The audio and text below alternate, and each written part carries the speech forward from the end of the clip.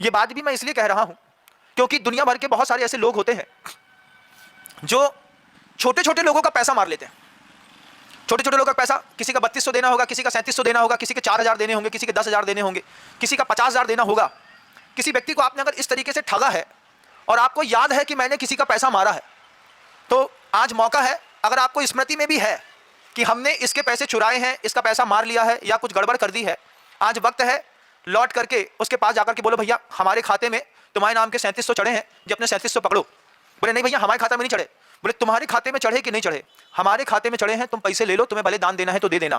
अगर आपने इस तरीके से अपनी छोटी छोटी रकमें कभी किसी की मारी हो, ये अदत्ता दानम इस्तेयम तो है ही, मतलब तत्वार सूत्रकार का एक चोरी करने का जो सूत्र है, बिना दी हुई वस्तु ले ली।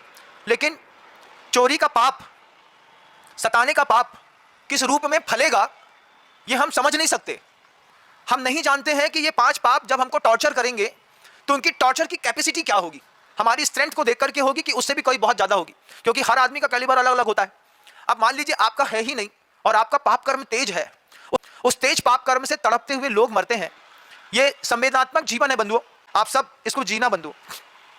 किसी को सता करके अगर पैसा ले लिया है ना, आज नहीं तो कल सूद समेत वापिस हो जाएगा। हो सकता है हम उस व्यक्ति को पैसा ना दें, ना दिया हो, भूल जाएं या चोरी कर लें।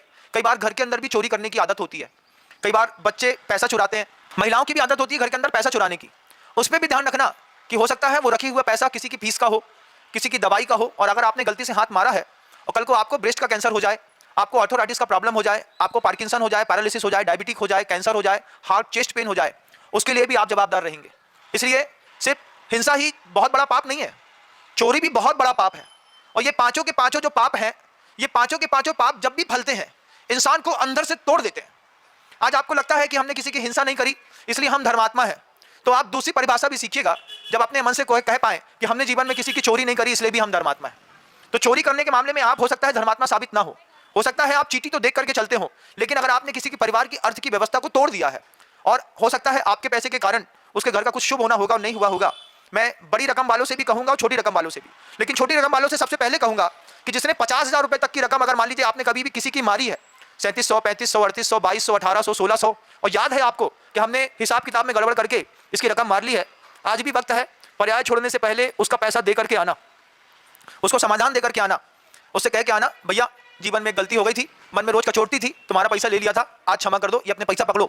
मैत्री बढ़ेगी, विश्वास बढ़ेगा, तुम्हारा पाप भी हल्का होगा, तुम्हारे पाप के हल्के होने से तुमको तुम्हारे परिवार को जीने के साधन उपलब्ध होंगे। शब्दों को विराम देता हूं क्योंकि 10:10 तो हो ही गए हैं, इसलिए समय को देखते हुए शब्दों को विराम देता हूं। और कुछ बहुत भावनाएं थी कहने की, लेकिन आज छोटे से संबंध में हम